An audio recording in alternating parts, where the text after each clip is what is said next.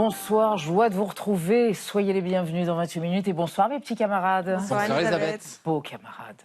L'actualité internationale, c'est la catastrophe économique pour les pétromonarchies du Golfe, Persique, Arabie Saoudite et Qatar entre autres. Le blocage du détroit d'Ormuz par l'Iran, eh bien c'est un manque à gagner de 1 milliard de dollars par jour, avec en plus des menaces récurrentes d'attaques de sites pétroliers et gaziers sur leur sol. أهم مخرجات هذه الحرب هو تكسر مفهوم منظومة الأمن الإقليمي هي بحاجة إلى إعادة تقييم بعد هذه الحرب لما تعنيه منظومة الأمن الإقليمي. Ces pays militairement forts redoutent-ils d'être impliqués dans le conflit? Les pétromonarchies laissent-elles les États-Unis gérer l'escalade et sont-elles condamnées à faire le dos rond face à l'Iran? Ce sera l'objet de notre débat. Avant qu'on vous retrouve en fin d'émission, Marie Bonisseau, couleur végétale, et Xavier Mauduit, couleur de sol. Voilà, on va dire ça, Elisabeth. Ursula von der Leyen, la présidente de la Commission européenne, se trouve en Australie où vient d'être signé un accord de libre-échange entre l'Australie et l'Union européenne qui fait frémir les éleveurs européens. Elisabeth, ce soir, nous allons tondre des moutons. Très bien. Et vous Marie? Moi, je vous propose d'aller chercher l'amour en Allemagne du Nord ce soir. C'est le projet dans la forêt. Depuis un siècle maintenant, les facteurs déposent les courriers du cœur au creux d'un vieux chêne. Et il paraît que ça marche. Oubliez Tinder. Qui parlait de Tinder? Marie Bonisseau. À tout à l'heure. Et pour commencer, on reçoit Tatiana Giraud, biologiste de l'évolution, membre de l'Académie des sciences. On va évoquer avec elle l'effondrement de la biodiversité sur notre planète du fait des activités humaines. Et juger plutôt, pour subvenir aux besoins de l'humanité, il nous faudrait plus de 10 planètes si nous vivions tous comme les habitants du Qatar. Il en faudrait plus de 5 si nous vivions comme les Américains, et il en faudrait 3 pour nous, les Français. Des chiffres percutants extraits d'un ouvrage absolument génial, pédagogique, La biodiversité en infographie. On retrouve Tatiana Giraud tout de suite.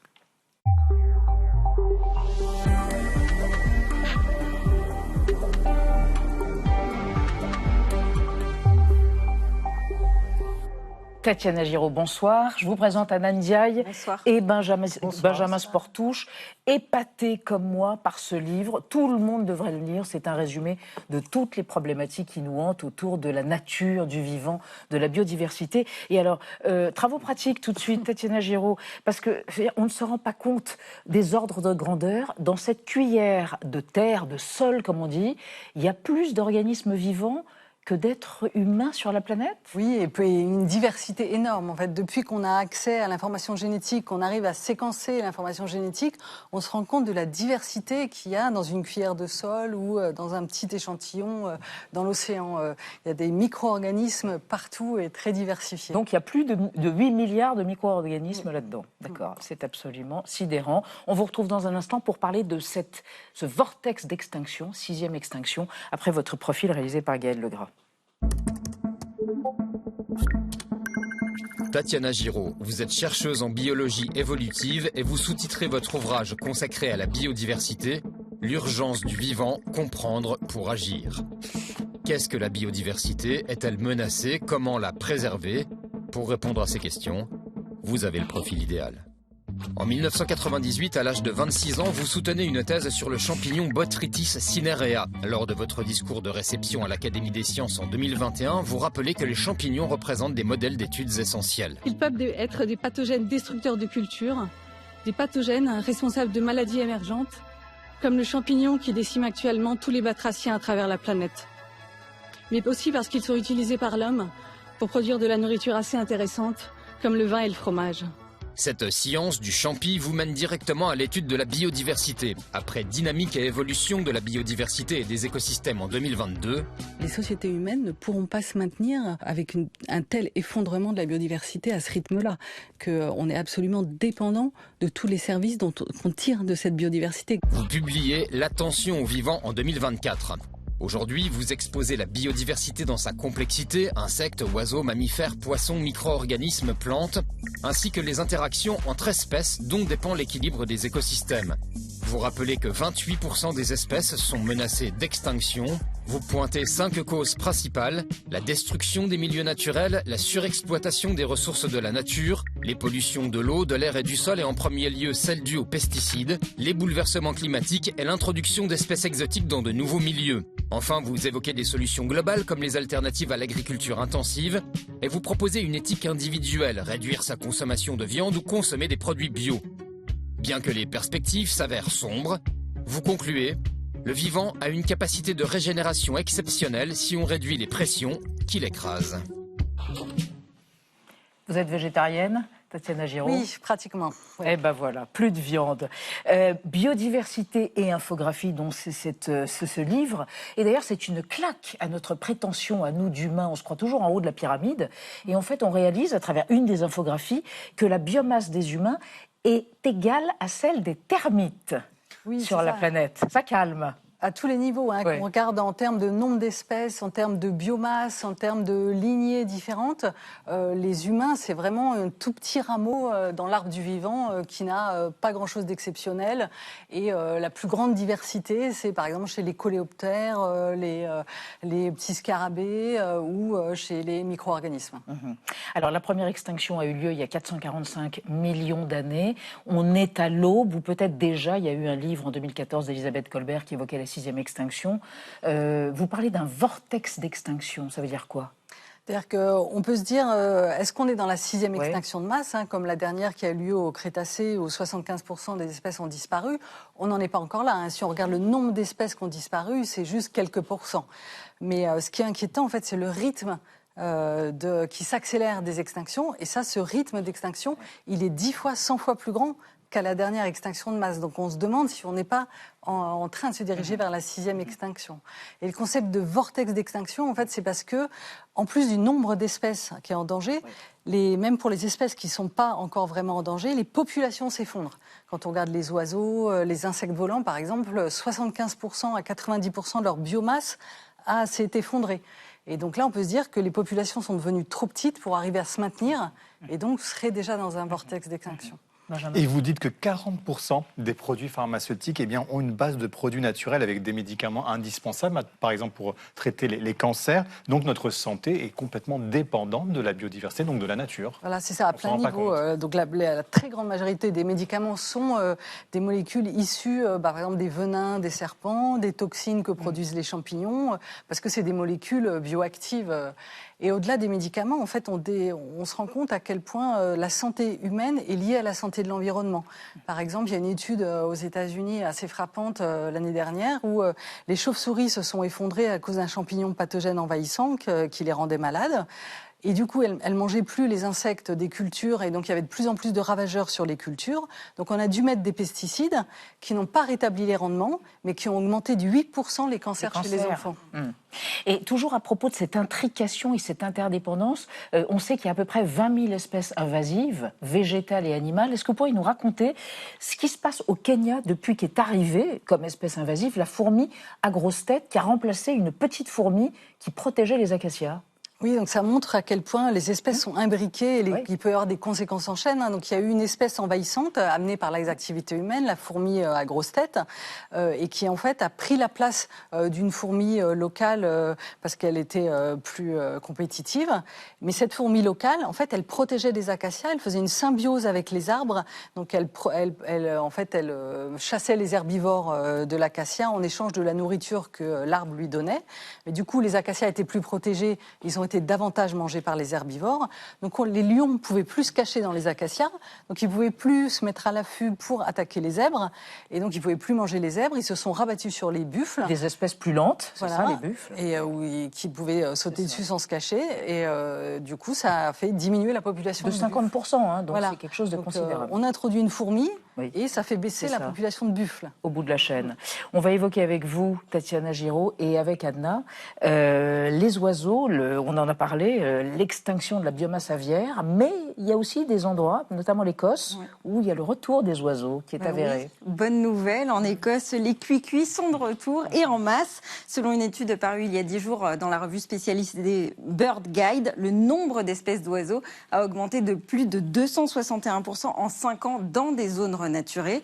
Il y a le gobe-mouche gris, le coucou gris et puis la bécasse des bois. Toutes ces espèces se multiplient, de même que les bourdons et les papillons, alors que chez leurs voisins anglais. Ces espèces sont gravement menacées. Et ça, c'est grâce à la politique active de réensauvagement qui est menée par l'Écosse depuis près de 20 ans. Un réseau d'associations locales travaille chaque jour à créer les conditions d'habitat optimales pour les oiseaux. Et ça passe notamment par des projets de régénération naturelle des forêts. Tatiana Giraud, est-ce que c'est la preuve que protéger la biodiversité, finalement, c'est une question de volonté politique ? Oui, et c'est ça que ça a de formidable avec la biodiversité, c'est que les populations se régénèrent spontanément dès qu'on réduit les pressions qui s'exercent sur elles. Donc c'est vraiment un message d'espoir et qui montre que des actions locales et des actions globales peuvent vraiment avoir des effets. On voit quand on réduit les pesticides, tout de suite ça fait augmenter les populations d'oiseaux, les populations d'insectes. Quand on on renature, on restaure des rives, des zones humides qui sont aussi un abri pour les oiseaux, tout de suite la biodiversité revient. Alors, vous dites qu'il y a des banques de graines. Vous allez nous expliquer ce que c'est et pourquoi c'est une mauvaise solution, une mauvaise idée pour vous, pour protéger la biodiversité, justement. Oui, donc on se dit il y a de moins en moins de diversité, donc il faut la protéger, ce qui est une bonne idée. Et donc on va faire par exemple des banques de graines comme il y a au Svalbard, où on stocke des millions de graines de semences, de plantes cultivées, en se disant que c'est un filet de sécurité. Mais donc ça paraît être une bonne idée, mais le problème c'est que si on continue à mettre des pesticides partout et à tuer la fertilité des sols et à tuer les pollinisateurs, nos graines ne serviront à rien. On pourra modifie l'écosystème, du coup. On ne peut pas les replanter, c'est ça. C'est ça. On ne pourra pas les replanter sans un sol fertile et sans des pollinisateurs qui vont leur faire produire des graines, quoi. Donc, si on et en plus, ça participe du déni de se dire on a un filet de sécurité et donc on ne fait pas les changements systémiques dont il y a besoin, quoi. Et ça peut conduire au technosolutionnisme, ce n'est pas la meilleure des idées. À l'échelle individuelle, il y a des tas de choses évoquées, moins l'avion, flexitarisme ou moins de viande, etc. Et alors, à l'échelle globale, il y a aussi des solutions, par exemple la théorie du beignet, théorie du donut, le beignet avec un trou au milieu. Qu'est-ce que c'est ? Alors, c'est très sérieux. Ouais, bien sûr. C'est fait par des économistes très sérieux qui montrent qu'il y a une voie alternative. On entend souvent dire qu'il faut un PIB maximum, sinon les populations ne s'en sortiraient pas. Mais en fait, on voit que maintenant, le bien-être des populations n'est plus corrélé au PIB, le produit intérieur brut. Et donc, il ne faut pas aller vers un produit intérieur brut maximal. On sait que ce n'est pas durable puisqu'il y a cette limite planétaire. La Terre est finie, comme vous disiez au début, elle peut produire par an un certain nombre de ressources. Si on dépasse les limites planétaires. Et donc, il y a une voie qui permet de rester, donc c'est la théorie du beignet avec un trou au milieu. Si on dépasse le plafond, on dépasse les limites planétaires et on épuise la Terre et c'est pas durable. Et il ne faut pas descendre en dessous du plancher, par contre, sinon c'est un plancher social pour que les populations aient assez d'éducation, de bien-être, un logement décent, etc. Mais que c'est faisable. Et il y a des villes qui s'y sont mis, Berlin, comme Amsterdam et d'autres. Donc, il y a de l'espoir. Voilà. C'est merveilleux. La biodiversité en infographie chez Tana pour tout le monde. Les boomers, les jeunes, les vieux, enfin bref, pour tout le monde. Les écolos, les futurs écolos, pour s'émerveiller et apprendre. Merci Tatiana Giraud d'être venue dans 28 minutes. On va passer à notre débat sur la guerre au Moyen-Orient et l'embarras des pétromonarchies du Golfe, Arabie Saoudite, Qatar, entre autres, empêchées d'exporter leur pétrole par le détroit d'Ormuz, bloqué par l'Iran. Peuvent-elles éviter l'escalade, juguler la catastrophe économique qui les frappe depuis plus de 3 semaines, compter sur les États-Unis malgré la versatilité de Donald Trump? Débat après la mise au point de Sandrine Le Calvez.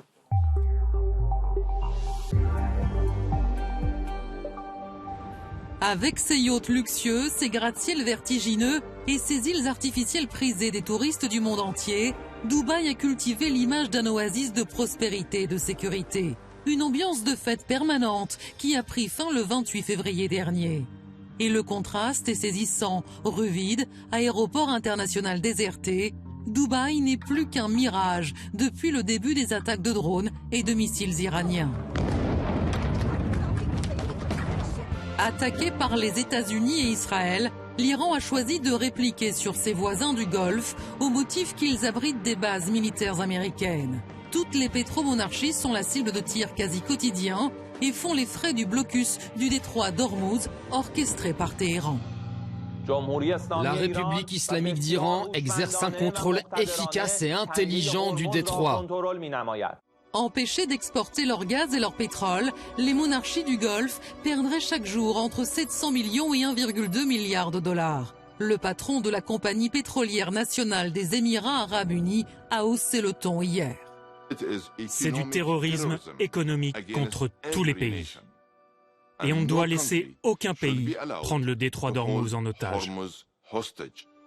Depuis 3 semaines, plusieurs royaumes menacent de répliquer au nom de la légitime défense, comme le Qatar. Nous nous réservons le droit absolu de répondre aux attaques par tous les moyens légaux disponibles. Mais dans les faits, les États ciblés par l'Iran semblent se cantonner à une position purement défensive. Alors les pétromonarchies sont-elles condamnées à attendre que la guerre se termine? Pourraient-elles à leur tour frapper l'Iran ou craignent-elles d'intervenir aux côtés d'Israël et d'un Donald Trump trop imprévisible? On va voir ce qu'en pensent nos 3 invités. Camille Lons, bonsoir, directrice adjointe du bureau parisien du European Council on Foreign Relations, l'EFCR. Vous êtes spécialiste de la géopolitique des pays du Golfe Persique et de la péninsule arabique et vous considérez que la guerre n'entame pas profondément, pour l'instant, l'attractivité de ces monarchies du Golfe, mais si l'instabilité s'installait durablement dans le détroit d'Ormuz, les conséquences seraient absolument majeures. À côté de vous, Pierre Azou, bonsoir, directeur académique de la Fondation méditerranéenne d'études stratégique. Vous avez publié dernièrement La guerre Iran-Irak, première guerre du Golfe 80-88. Vous estimez que les monarchies du Golfe disposent de l'équipement nécessaire pour répliquer aux attaques iraniennes, mais il leur manque l'expérience de la guerre et elles craignent une escalade irréversible avec Téhéran. Et à côté de vous, Belig Nabli, bonsoir. Professeur de droit à l'UPEC Paris 12, spécialiste du droit international. Dernier essai, Relations internationales, droit, théorie, pratique, tout y est. Selon vous, cette guerre est un échec diplomatique et stratégique pour les pétromonarchies. Elles avaient beaucoup investi sur Donald Trump et elles ont été incapables de le convaincre de ne pas attaquer l'Iran. Et on démarre le débat avec l'oléoduc du jour. C'est pas commun, c'est le Petroline, un oléoduc jusque-là très méconnu. Il est long de 1200 km et traverse toute l'Arabie Saoudite du Golfe Persique à la mer Rouge. Il a été construit dans les années 80 pendant la guerre Iran-Irak, jusque-là sous-utilisé et ça pourrait changer. Il doit en effet permettre à l'Arabie Saoudite d'écouler une partie de ses hydrocarbures sans passer par le fameux détroit d'Ormuz. Le trafic est désormais impossible du fait des menaces iraniennes. Pierre Razou, cet oléoduc, est-ce que c'est une solution pour permettre justement de débloquer la crise pétrolière ou ça restera très limité? Non, c'est une solution, mais pour l'Arabie Saoudite, pas forcément pour les autres pétromonarchies. En fait, ce qu'il faut comprendre, c'est que, tel que je vois les choses, les monarchies du Golfe sont dans des situations très différentes. Le Koweït, le Qatar, les Émirats arabes unis souffrent beaucoup et sont de toute façon dépendantes du détroit d'Ormuz. L'Arabie Saoudite, elle a une profondeur stratégique, la taille de son territoire, elle a une démographie, une population et surtout elle a cette pétroline qui lui permet de rediriger son pétrole et accessoirement aussi une partie de son gaz sur la mer Rouge. Donc ça la met dans une situation très différente. Donc c'est la moins impactée économiquement. C'est la moins impactée. Camille Lons, par rapport aux autres pétromonarchies, on parle de 1 milliard par jour et le tourisme est arrêté. Enfin, les conséquences économiques sont dévastatrices. Tout à fait. Enfin, c'est-à-dire chaque pays un peu a ses spécificités. Dans le cas des Émirats, ils se sont construits comme une espèce de hub logistique, de transport, à la fois avec le port de Jebel Ali et toute la zone franche et industrielle autour du port. Et le port est situé à l'intérieur du détroit d'Ormuz. Donc s'il y a une fermeture du détroit, forcément ça pose problème. Il y a l'aéroport, il y a en effet le tourisme, les centres financiers. Et donc comme tout est un petit peu en plus imbriqué, lié les uns aux autres, il y a un risque un petit peu d'effet boule de neige quand l'une des parties l'un des secteurs économiques est touché. Belig Nabli, est-ce que ça pourrait remettre en cause durablement l'attractivité de cette région ? L'activité économique, on sait que beaucoup d'entreprises y vont et beaucoup de gens tout simplement pour y investir et y travailler. Surtout que ces monarchies du Golfe ont investi dans la stabilisation de la région. Elles y ont cru. Elles ont investi diplomatiquement et financièrement dans ce pari politique. Et d'une certaine manière, la séquence qui s'est ouverte le 7 octobre 2023 est venue finalement remettre en cause, en tous les cas heurter frontalement ce pari. Et c'est en ce sens que cette séquence ouverte le 7 octobre 2023 a pour victime collatérale ces monarchies du Golfe qui s'étaient engagées pour certaines d'entre elles, les Émirats arabes unis en particulier, dans un processus de normalisation avec Israël. Encore une fois, dans la perspective de stabiliser la région, pouvoir ériger le business comme paradigme principal des relations au sein de la région. Régional. C'est tout ce qui s'effondre sous nos yeux. C'est ce pari-là, ce pari à la fois politique et diplomatique. Et en ce sens, effectivement, il y a un coût à court terme dont tout le monde parle, mais je pense que l'essentiel, c'est précisément le coût à long terme. Oui, et Pierre Azouï, en même temps, certains dirigeants de ces pétromonarchies disent que c'est une péripétie. Après la guerre, ça reviendra comme c'était. Non, je ne crois pas. C'est fondamentalement, en fait, à la fois leur modèle économique et leur modèle de soft power qui est remis en cause, donc qui est directement écorné, donc Mmh. d'influence. Ouais. C'est-à-dire que, sans revenir sur l'histoire des influenceuses, mais on voit bien... Non, mais c'est une anecdote, mais ça montre bien qu'en fait, je pense que demain et après-demain, les gens vont plus précipiter les touristes à Dubaï et encore moins à Abu Dhabi. Les investissements non plus. Ni à Doha et les investissements non plus. Or, ces monarchies, notamment les Émirats, ont énormément misé sur la high-tech. C'est aussi pour ça qu'ils ont passé des accords très importants avec les États-Unis et qui sont encore plus déçus de l'attitude de Donald Trump parce qu'ils savent que derrière, en fait, pour s'en sortir, il faut planifier l'après-gaz, l'après-pétrole. Et donc, pour eux, c'est clairement la high-tech, entre autres.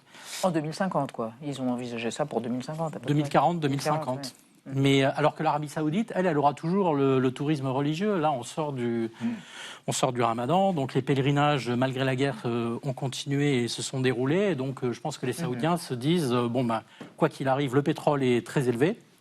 Donc, on gagnera toujours beaucoup d'argent. Et les pèlerins viendront toujours, donc ils sont dans une situation différente. D'accord, donc à part l'Arabie Saoudite, on comprend qu'il y a une énorme fébrilité et qui s'aggrave, on va voir ça avec Anna, parce que l'Iran menace de frapper les usines de désalinisation dans les pays du Golfe. Oui, en réponse à l'ultimatum de Donald Trump de détruire les centrales électriques iraniennes, Téhéran a fait monter les enchères en menaçant de s'attaquer à l'eau potable des pays du Golfe. L'enjeu est énorme, voire vital, dans une région qui fait partie des plus arides au monde. Le Qatar et le Bahreïn n'ont ni fleuve, ni rivière, ni nappe phréatique et sont donc extrêmement dépendants des usines de désalinisation. Au Koweït, on va le voir sur cette carte, 90% de l'eau potable consommée par les populations ou pour l'agriculture provient de ces installations. C'est 86% pour Oman, 70% pour l'Arabie Saoudite. Et une note de la CIA de 2010 précisait déjà que la perturbation des installations de désalinisation pourrait avoir des conséquences plus graves que la perte de toute autre industrie ou matière première. Que se passera-t-il concrètement si les installations étaient attaquées ? Alors, selon plusieurs experts, les usines disposent de 2 à 7 jours de réserve, mais pas plus. Cela entraînerait donc immédiatement des rationnements, voire pire, à terme, l'exode des populations. Plusieurs pays ont donc fait le choix de sécuriser avec des batteries de missiles les abords des plus grosses usines, qui sont très vulnérables car elles sont positionnées en surface et en bord de mer. Camille Lons, attaquer ces usines, est-ce que, si l'Iran décide d'attaquer ces usines, est-ce que c'est franchir une ligne rouge ? Je pense que ça fait partie, ça fait partie de tous les points de vulnérabilité et en effet, c'en est un additionnel. Je pense qu'on n'est pas encore dans une urgence vitale dans le sens où en effet, elles sont tellement importantes qu'elles sont très protégées. Il y en a beaucoup aussi qui sont réparties sur le territoire. Donc avant qu'on ait atteint toutes les usines de la région, on n'est pas encore dans cette urgence-là. Mais ça ajoute à l'escalade et en effet, ça franchit d'autres lignes rouges. Alors, si ça devait vraiment se traduire en actes, on serait confronté, a priori, à un crime de guerre.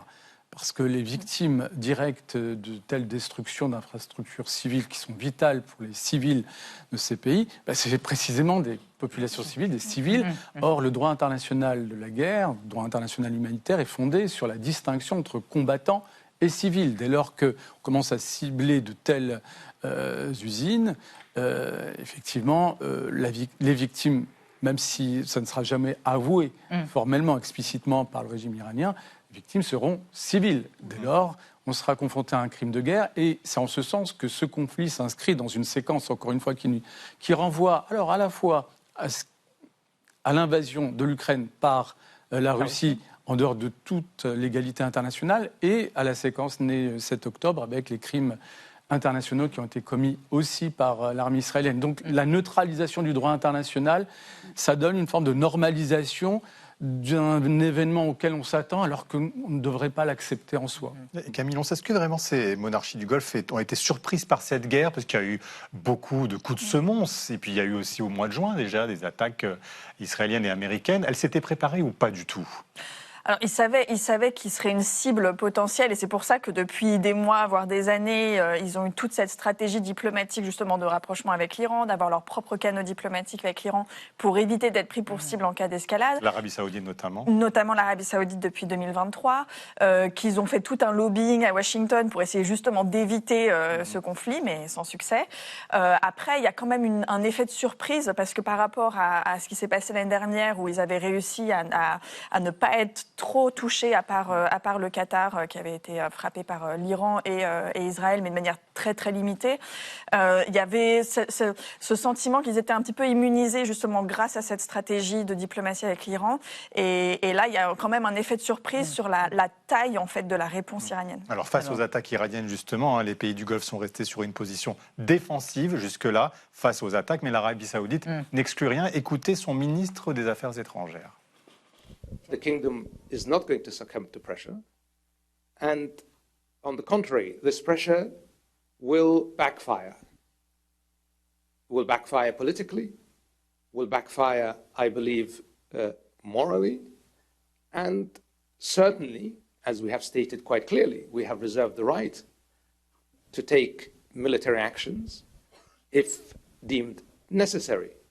Mais jusque-là, rien en quelque sorte, Pierre Razou, position défensive, je le disais. Pourquoi ne pas avoir répliqué militairement? Pour ne pas apparaître aux côtés d'une offensive israélienne notamment? Non, je crois pas. Je crois qu'en fait, fondamentalement, les monarchies du Golfe, c'est parce qu'en fait, il faut bien comprendre que seuls les leaders, c'est-à-dire les dirigeants au niveau de l'émir, au niveau du palais, décident de la stratégie militaire, de la manière dont c'est coordonné. Et les dirigeants des monarchies du Golfe savent pertinemment qu'ils sont extrêmement vulnérables, que leur pays est extrêmement vulnérable sur le plan des infrastructures civiles critiques.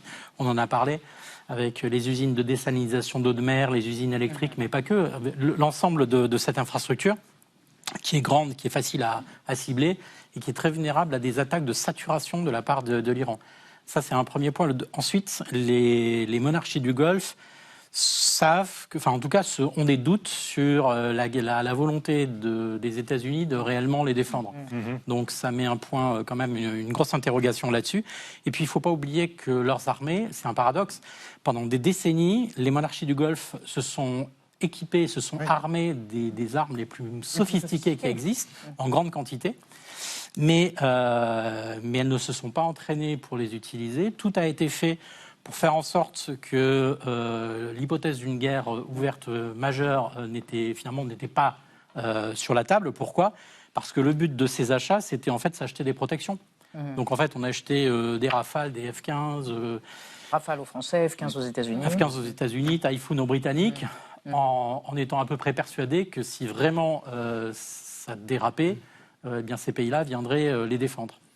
Juste pour souligner un paradoxe dans ce conflit, Israël et les États-Unis invoquent la légitime défense pour justifier une guerre de nature préventive, contre l'Iran, c'est contre ça. l'Iran, alors même que ça ne tient pas du point de vue du droit international. La guerre préventive n'est pas reconnue et formellement, factuellement, il n'y a pas eu d'agression militaire de l'Iran contre Israël. Et donc la légitime défense est discutable de ce point de vue-là. Inversement, ces monarchies ont été factuellement agressées sur leur territoire, leur souveraineté est violée. Elles pourraient donc légitimement et légalement invoquer la légitime défense pour répliquer. Et elles ne le font pas. Elles ne le font pas. Pourquoi ? Ça a été très bien dit, il y a des considérations, mais je trouve ça très intéressant dans ce moment de trouble, un moment de trouble, y compris sur la place du droit international dans la régulation des conflits. Camille.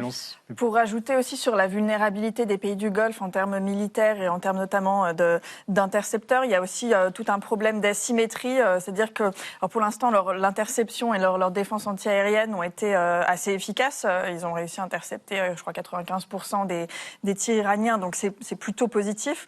Mais en fait, c'est des intercepteurs, c'est des batteries Patriot ou THAAD américaines qui sont extrêmement coûteuses. Ça coûte ça coûte plusieurs millions dans certains cas. Il en faut parfois plusieurs pour intercepter en face, souvent des drones iraniens qui coûtent que quelques dizaines de milliers d'euros. Et de ce point de vue-là, sur le long terme, il y a la question de à quel point c'est soutenable aussi pour ces pays. Pierre Azou, est-ce que les monarchies pétrolières, elles ont intérêt à ce que le régime iranien tombe? Non, je ne crois pas. Pour quelle raison? Parce que finalement, depuis la normalisation donc sous l'égide de la Chine en 2023, elles ont réappris à travailler avec l'Iran, à discuter avec l'Iran. Et je pense aussi que fondamentalement, pour ces régimes qui sont malgré tout, qui restent fragiles, voir un pays aussi dur que le régime iranien, avec une population qui arrive à se débarrasser de son régime, c'est un précédent absolument terrifiant pour les monarchies elles-mêmes du Golfe, qui se disent, après tout, pourquoi pas nous, plus exactement, les populations qui se disent, après tout, si les Iraniens y sont arrivés, pourquoi pas nous. Ça donnera l'exemple. Mais en même temps, Camillon, c'est quand même un fort nationalisme dans ces pétromonarchies. Comment les populations réagissent-elles à cette forme de passivité de leurs dirigeants face à l'Iran? Pas de réaction offensive. Ça suscite quoi? Je pense que les populations comprennent un petit peu la situation dans laquelle leurs dirigeants sont, et donc pour l'instant, en tout cas, je vois pas de remise en question des choix stratégiques qui sont faits, et juste la population comprend en fait le problème, le fait qu'ils sont dans un cul-de-sac un petit peu stratégique, c'est-à-dire ils ont investi d'un côté dans la diplomatie avec l'Iran, et on voit aujourd'hui toutes les limites de cet effort-là. Ils ont beaucoup investi dans la relation sécuritaire avec les États-Unis, qui est aujourd'hui de plus en plus est remise en question. Pour certains, ils ont aussi investi, dans le cas des Émirats et du Bahreïn, dans la relation avec Israël, avec les accords d'Abraham, et pareil, qui montrent aussi toutes ces limites. Et donc, ils sont juste bloqués, en fait. Mais oui, justement, quelque chose. Ces mêmes populations, opinion publique nationale, ne sont pas dupes précisément quant au discours des uns et des autres. Les États-Unis et Israël invoquent la légitime défense, mais dans ces sociétés, ce n'est pas perçu comme ça. L'agression, elle est identifiée du côté américain. Donc il y a une part de responsabilisation des États-Unis ou de perception de la responsabilité américaine dans cette situation. Il y a un sentiment de trahison de la part des dirigeants vis-à-vis des États-Unis, de dire voilà, vous deviez nous garantir une sécurité, puis finalement vous n'êtes pas si présent que cela. Est-ce que c'est quelque chose qui existe? Alors même avant défiance qui pourrait les détourner vers d'autres alliances stratégiques? Alors il y a cet aspect, je vais y venir, mais quand même il y a déjà un échec effectivement dans l'incapacité de ces monarchies à avoir pu peser dans la prise de décision qui a abouti sur le déclenchement de la guerre. Donc ça, c'est déjà acquis et je pense que ça va peser dans l'après-guerre. Trump ne nous a pas écoutés pour ne pas intervenir. Exactement. Et pour ce qui est de votre observation, effectivement, c'est quelque chose qui ne sera pas nouveau, en ce sens où l'Arabie saoudite en particulier a déjà enclenché cette stratégie de diversification des rapports diplomatiques, y compris à l'endroit de puissances qui étaient soit ennemies, soit adverses des États-Unis. Je pense à la Chine et à la Russie. Ça ne pourrait qu'accélérer ce mouvement de diversification dans un monde qui précisément se caractérise par ce qu'on appelle le multi-alignement. Alors, elles semblent, ces monarchies du Golfe, faire front aujourd'hui face à la menace iranienne, mais la cohésion n'a pas toujours été au rendez-vous. Regardez une archive qui nous ramène en 2017, lorsque le Qatar avait été mis au ban par ses voisins, les autres pétromonarchies. C'est un petit émirat richissime, mis en quarantaine par ses voisins du Golfe. L'Arabie saoudite, avec ses alliés, Bahreïn, les Émirats arabes unis, le Yémen et l'Égypte, ont décidé de rompre leurs relations diplomatiques avec le Qatar. Toutes les liaisons sont suspendues, un quasi-embargo. Objectif, asphyxier économiquement le Qatar, accusé de soutenir les groupes terroristes comme l'État islamique, Al-Qaïda et les Frères musulmans. Et Pierre Azou, aujourd'hui, il y a un consensus entre toutes ces pétromonarchies, elles ont des liens très forts ou pas? Non, alors elles sont en même temps rivales sur certains dossiers, ou sur certaines régions, en mer Rouge, dans la Corne de l'Afrique, au Levant. Mais là, je pense que face à la menace et face à ce qui est perçu vraiment comme un défi vital pour elles, elles mettent ça de côté et elles commencent à réfléchir. Ce que je voulais dire par rapport à tout à l'heure, sur deux points, c'est les États-Unis et la France. Je crois qu'il faut rester prudent. C'est-à-dire que pour le moment, on ne sait pas comment, si vous me passez l'expression, la poussière va retomber. Donc, tout dépendra de si les États-Unis sont perçus comme vainqueurs ou perdants. S'ils sont perçus comme perdants, entre guillemets, là, c'est sûr que les monarchies du Golfe vont se précipiter sur le multi-alignement, etc., même si tout le monde a vu que la Chine et la Russie n'ont rien fait pendant la guerre. Et le deuxième point, c'est qu'il y a quand même un pays qui a agi, c'est la France. Et la France, elle a réellement défendu ses alliés en Jordanie, au Qatar et aux Émirats arabes unis.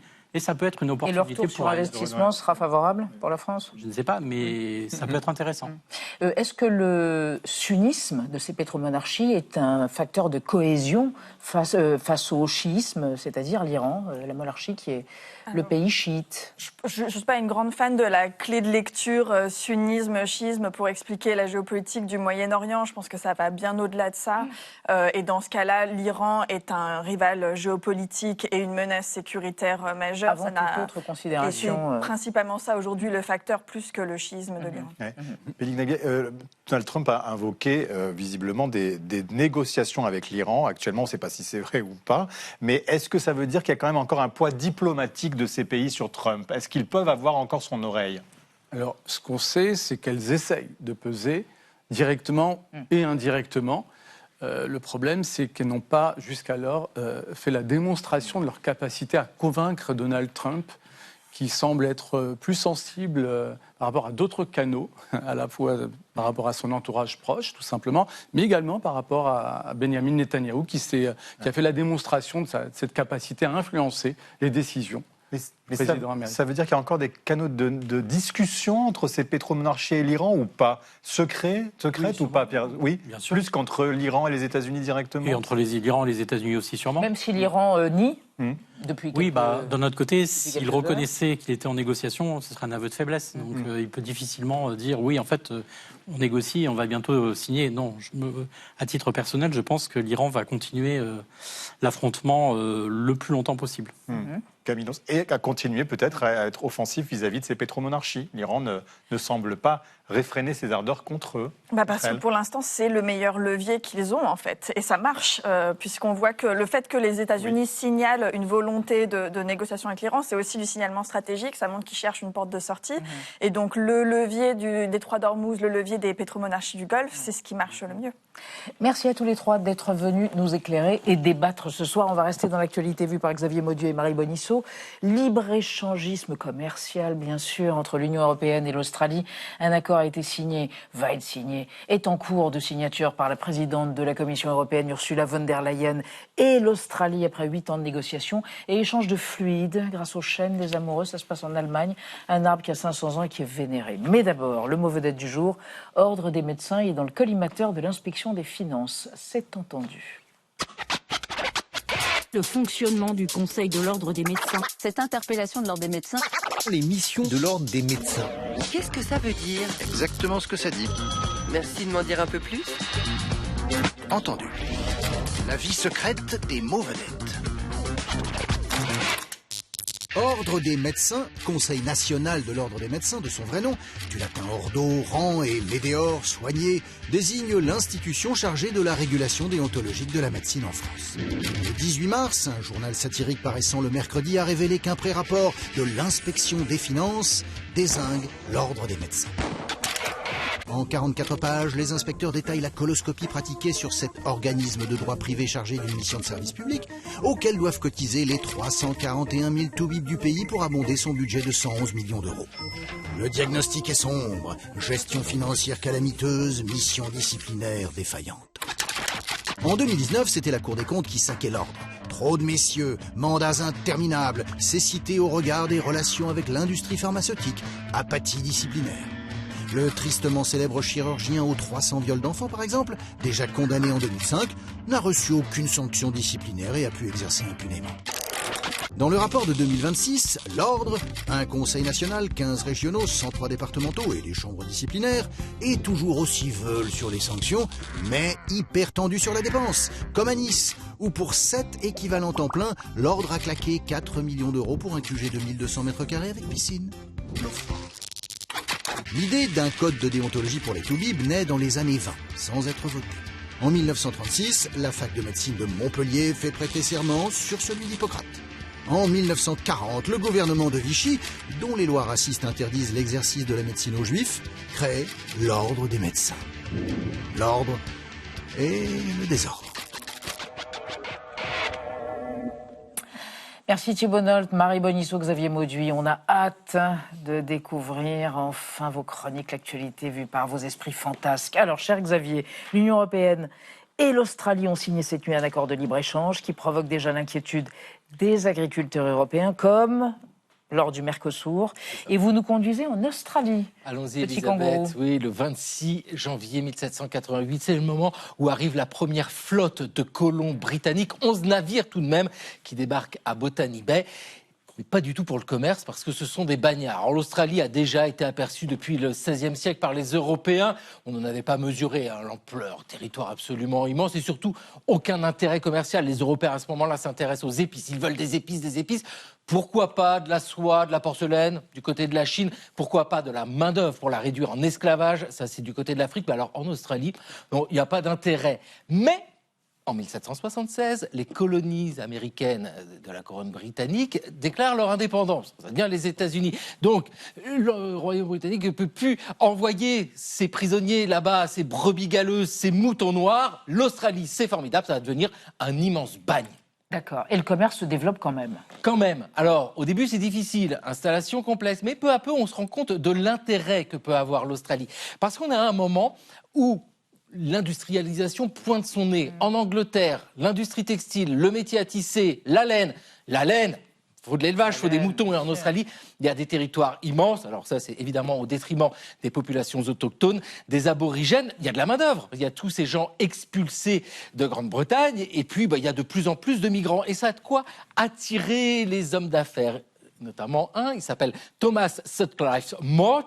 C'est un petit gars qui est né en Angleterre. Il est né en 1816. Il a envie de faire fortune. Pourquoi pas en Australie? Il débarque à Sydney en 1838. Et là, tout de suite, il se lance dans le commerce international de la laine. Vous avez compris, c'est toujours la laine. C'est-à-dire, ce qu'il fait, c'est qu'il vend cette laine aux enchères.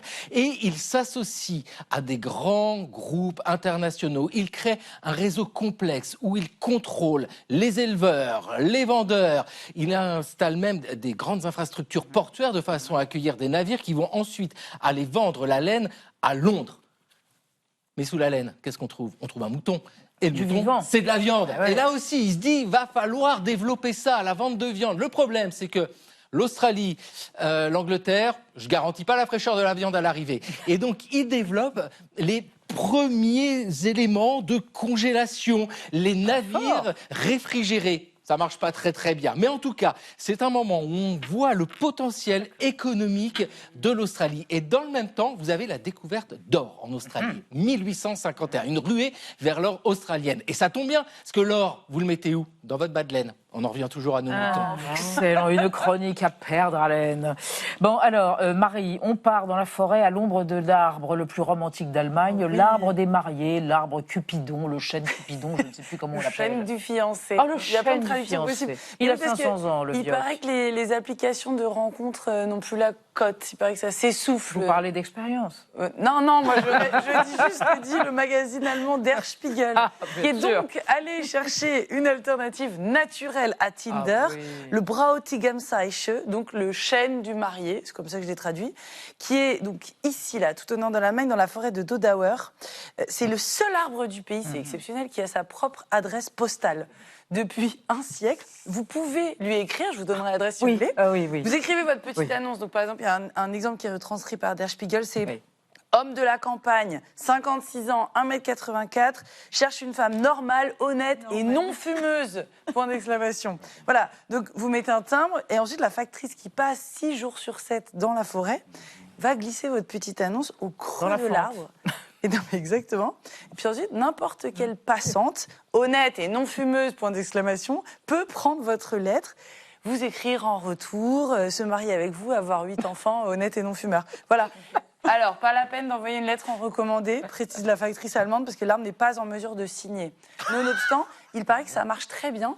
Chaque année, il y aura 1 000 de lettres adressées à cet arbre et une centaine de couples se seraient formés. Alors, c'est des chiffres un peu au doigt mouillé. J'ai trouvé de l'Office de tourisme du coin, qui forcément vend son arbre. Voilà, et qui relate aussi une idylle fondatrice dont on ne connaîtra jamais, la véracité historique, mais on s'en fiche. À la toute fin du 19e siècle, Mina, la fille du garde forestier, tombe éperdument amoureuse de Willy, le fils d'un chocolatier de Leipzig. Mais le papa de Mina s'oppose à cet amour. Alors les deux s'écrivent des lettres enflammées et les cachent dans ce vieux chêne de la forêt de Dodauer. À force, le père va céder. Et les deux se marient à l'ombre de cet arbre boîte aux lettres. À cela s'ajoute que dans le coin, dans cette région vraiment du nord de l'Allemagne, vous croisez énormément de très vieux chênes et de très vieux hêtres qui ont été plantés dans la première moitié du XVIIIe siècle par des fiancés, justement. Pourquoi ? C'était une idée assez retorse du roi du coin, Christian VI, roi du Danemark et de ce coin-là, qui avait besoin à l'époque de plein de bois pour notamment construire des bateaux. Du coup, il a eu l'idée d'obliger les futurs mariés à planter chacun 10 chênes ou 15 hêtres et à les faire grandir, les faire pousser pendant 3 ans. Sinon, ils récoltaient une amende. Voilà, conclusion, l'amour ça pousse. Je crois que je vais écrire ça sur mon profil Tinder.